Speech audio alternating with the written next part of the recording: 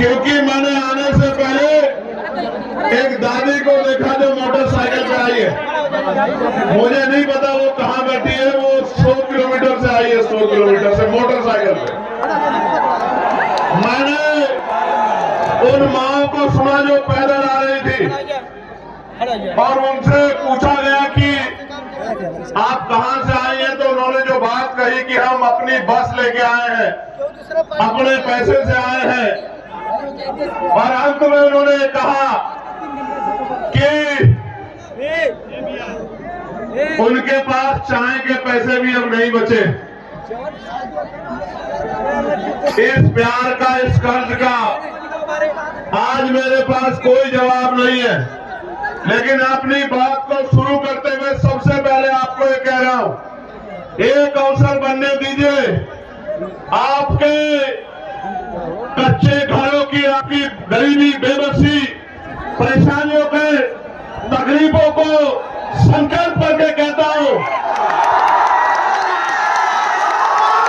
जिस दिन अवसर बनेगा, 1 साल के अंदर अगर आपके घरों में चिराग नहीं जले, आपके दिल से आशीर्वाद नहीं निकला, आपकी परेशानियां हल नहीं हुई और आपकी आंखों के आंसू नहीं सूखे, आपकी भूख, जिनके लिए आज परेशान होना पड़ता है, वो भूख नहीं खत्म हुई, आपको मान सम्मान का जीवन न मिला, तो राजनीति छोड़ के घर बैठ जाऊंगा। मेरी बात को आप याद रखना।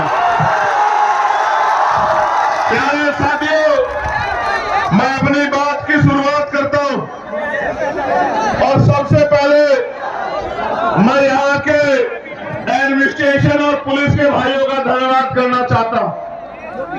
धन्यवाद इसलिए करना चाहता हूं, उन्होंने ऐतिहासिक काम किया है, ऐतिहासिक काम।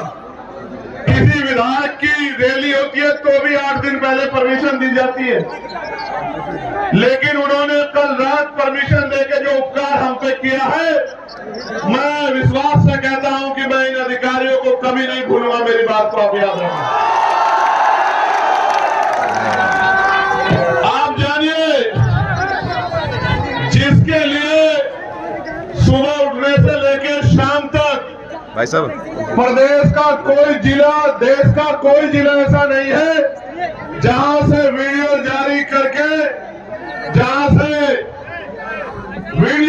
करके, मैसेज भेज के ये नहीं कहा जाता कि हम इसको कल का सूरज नहीं देखने देंगे, उसके लिए कल रात को परमिशन आपने दी, मैं आपका आभारी। आपको क्या लगता है, आपको क्या लगता है कि इस तरह की चीजों से आप चंद्रशेखर आजाद के प्रति जो प्यार लोगों के दिल में उसको कम कर सकते हैं? नहीं, ये गलतफहमी है आपकी।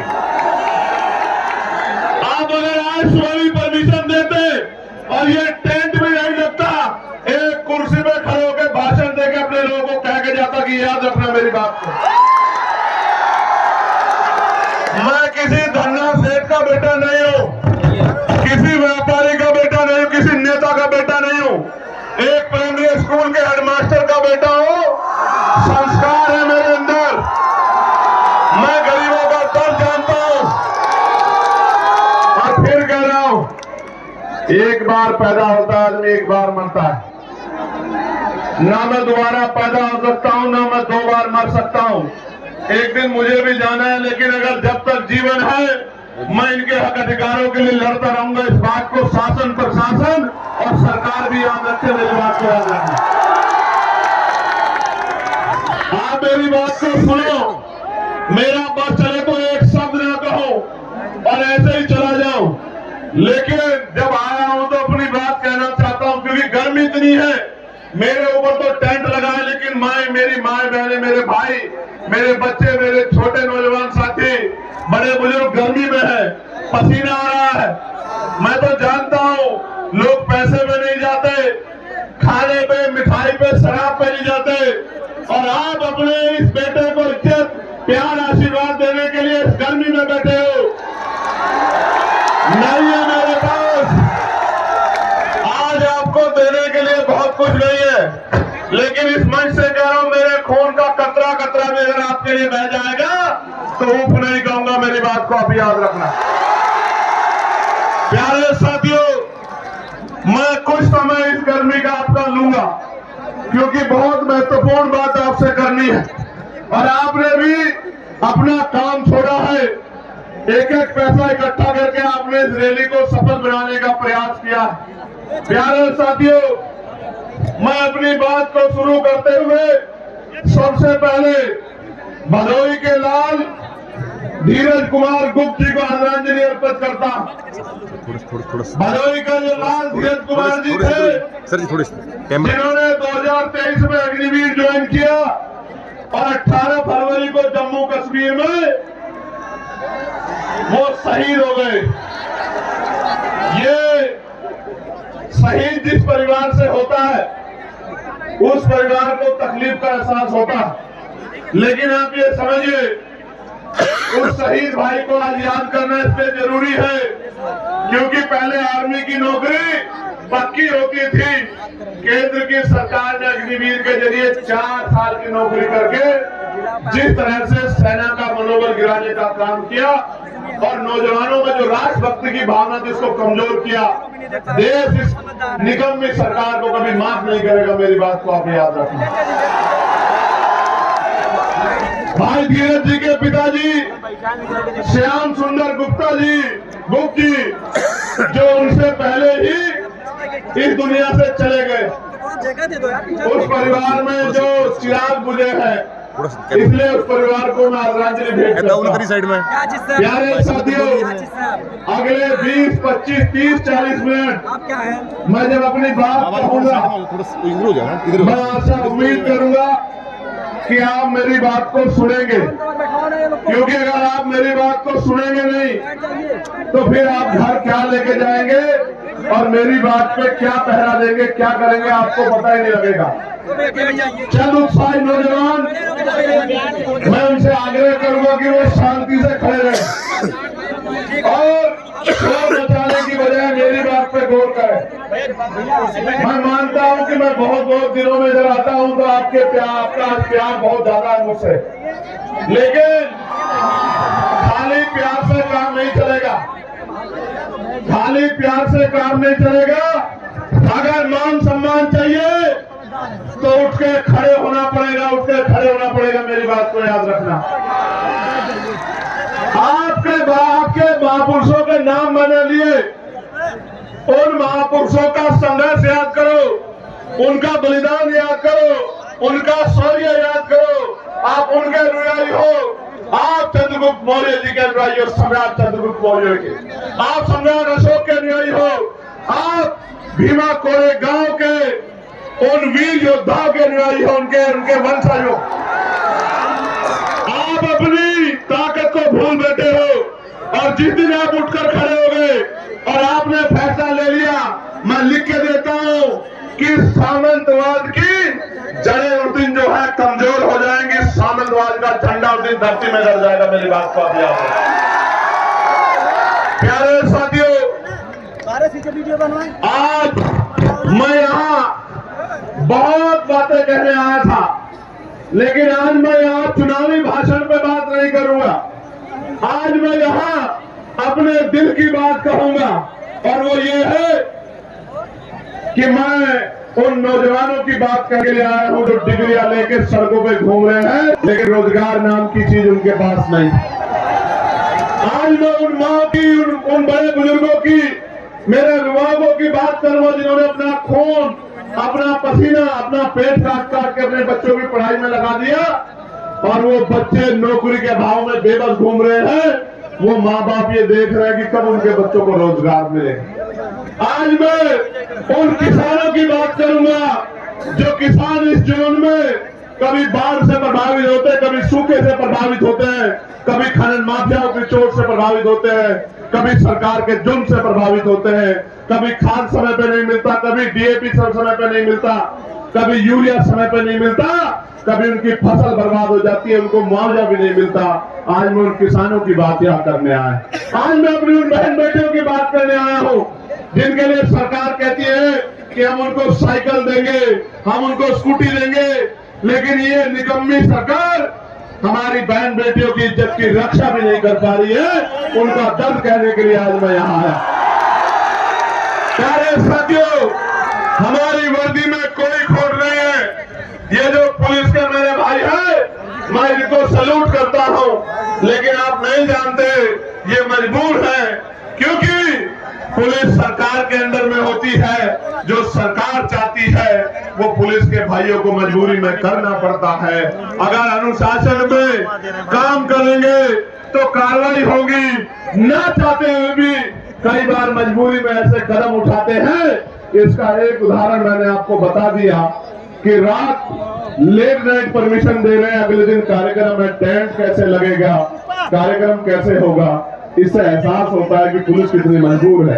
मैं आपको विश्वास दिलाता हूं और पुलिस के भाइयों से शुरुआत करूंगा। एक अवसर बनने दो आजाद समाज पार्टी काशीराम को 8 घंटे की ड्यूटी आपकी करके दिखाएंगे। मेरी बात को आप याद रखना।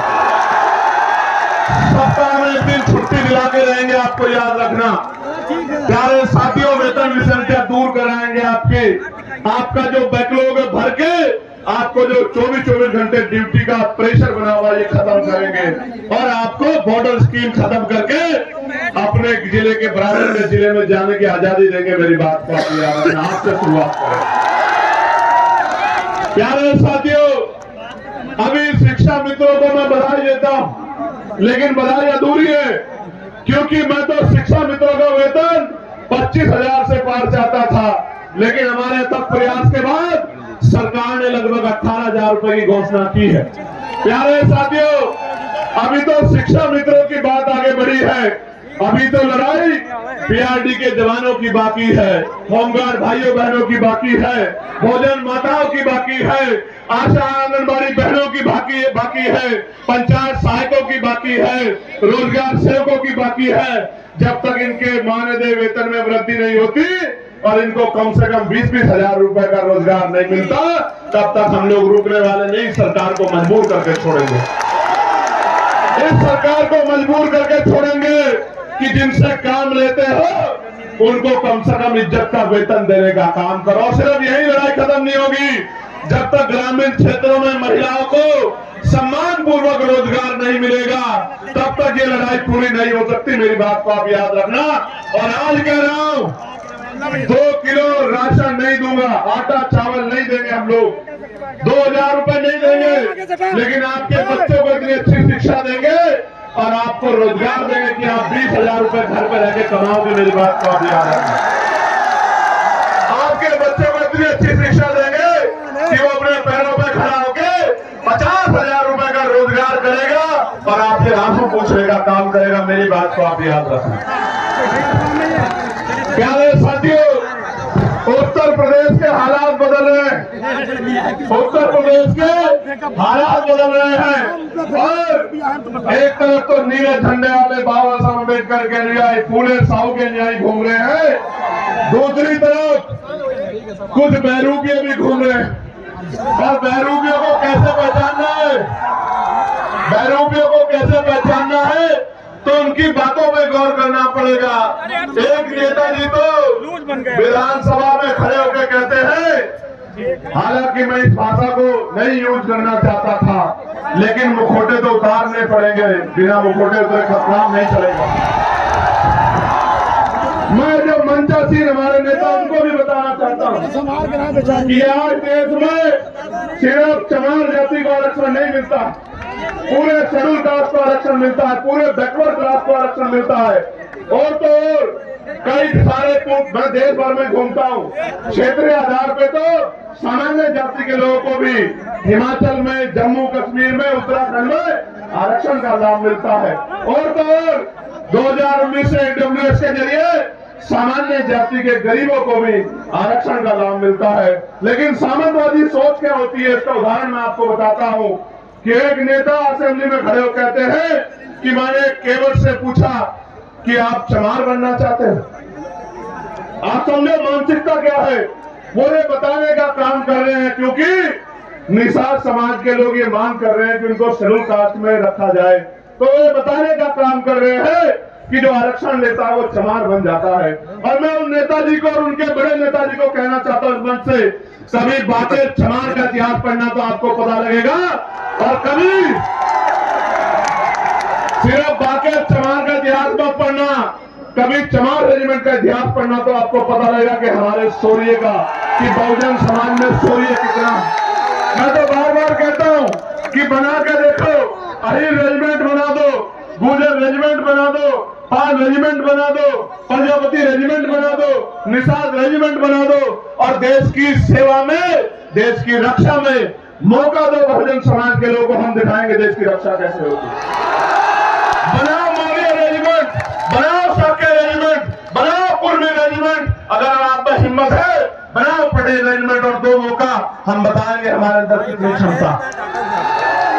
इतिहास गवाह है कि हमने अंग्रेज हो या कोई और शासक हो, किसी के आगे घुटने नहीं टेके, इतिहास बात का गवाह। प्यारे साथियों, आगे बढ़ेगी बात। अब 15 मार्च को मैं निमंत्रण भी देता हूं, और क्योंकि मीडिया पता नहीं क्या प्रचार करेगी, तो आपको बताना भी चाहता हूं कि 15 मार्च को बाराबंकी में, क्योंकि बाराबंकी में आजाद समाज पार्टी का जैसा रेला हुआ ना, ये बहुजनों का मेला लगा है यहाँ जौनपुर में, ऐसा ही मेला लगेगा बाराबंकी में। बाराबंकी में 15 मार्च को, और वो जो बहरूपी है उनकी पार्टी कह रही है कि हम बहुजन समाज का दिवस बनाएंगे 15 मार्च को। क्यों बनाएंगे सुनो, क्योंकि 15 मार्च को मान्यवर साहब श्री काशीराम साहब की जयंती। लेकिन क्यों मनाएंगे, क्योंकि आपके पास वोट है इसलिए, और आप मान्यवर काशीराम साहब का सम्मान करते हैं, मगर ये नहीं बताएंगे कि मान्यवर काशीराम साहब की जयंती पे जो अवकाश तय हुआ था, इन्हीं बहरूपियों की सरकार ने उस अवकाश को कैंसिल करने का काम किया। और तो मान्यवर काशीराम साहब के नाम से बने जिले का नाम भी इन्हीं बहरूपियों ने बदलने का काम किया था। और तो और मान्यवर काशीराम साहब के नाम से सहारनपुर में बने मेडिकल कॉलेज का नाम भी इन्हीं बहरूपियों ने बदलने का काम किया था। और उससे भी तकलीफ दे प्रमोशन में रिजर्वेशन का बिल भी इन्हीं बहरूपियों के नेताओं ने पार्लियामेंट में फाड़ने का काम किया था, जिसकी वजह से हमारे SC ST के कर्मचारी अधिकारियों को खून के आंसू रोने पड़े और डिमोशन हमारे लोगों का हुआ। अगर इनकी जगह में होता तो मान्यवर काशीराम साहब का नाम बदलने की बजाय एक और मेडिकल कॉलेज दूसरे महापुरुष के नाम पर बना। इनकी जगह में होता तो प्रमोशन में रिजर्वेशन कैंसिल करता, बिल फाड़ने के बजाय SC ST के साथ OBC के भाइयों को भी प्रमोशन में रिजर्वेशन का लाभ दिलाने का काम करता। और तो इनका चेहरा कब बेनकाब हुआ, और ज्यादा तब हो गया जो बात बहुजन की करते हैं, लेकिन जब UGC का कानून आया, गाइडलाइन आई, तो ये सब लोग विरोधियों के पक्ष में खड़े हो गए।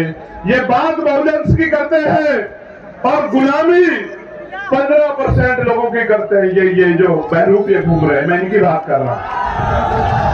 अभी आएंगे वो नीला पटका पहन के आएंगे, बाबा साहब की बैनर पे तस्वीर लगाएंगे, लेकिन जब आपके बच्चों के भविष्य को यूनिवर्सिटियों में कुचला जाएगा, जब उनकी हत्याएं होंगी, संस्थानिक हत्या, जब रोहित वेमुला, पायल तड़वी, डेढ़ मेघवाल को मारा जाएगा, तो इनके मुंह से एक आवाज नहीं निकलेगी। तब ये गुलामों की तरह अपने मालिकों का साथ देंगे, अपने बहुजन गरीब समाज का साथ नहीं देंगे। प्यारे साथियों, आपको भी कमर कसनी है कि अपने बच्चों की हत्या नहीं होने देनी है। और मैं इस मंच से कहना चाहता हूं कि UGC की गाइडलाइन तो लागू होकर रहेगी, उनको कोई रोक नहीं सकता मेरी बात का भी। क्योंकि मैं कल एक भारतीय जनता पार्टी के पूर्व नहीं वर्तमान सांसद को सुन रहा था, और बहुत सही बात कह रहे थे। वो ये कह रहे थे क्योंकि उनको एहसास है कि अगर SC ST OBC का विरोध करेंगे तो MP MLA भी नहीं बन पाएंगे ये लोग। 15% से कोई MP MLA नहीं बन सकता है। मैं आपको कह रहा हूं, जो आपके अधिकारों का विरोध करे उसके लिए नारा मेरा याद रखना कि ना तो नोट उनको देना और ना वोट उनको देना जो आपके अधिकारों का विरोध करते हैं, आपके बच्चों का विरोध करते हैं।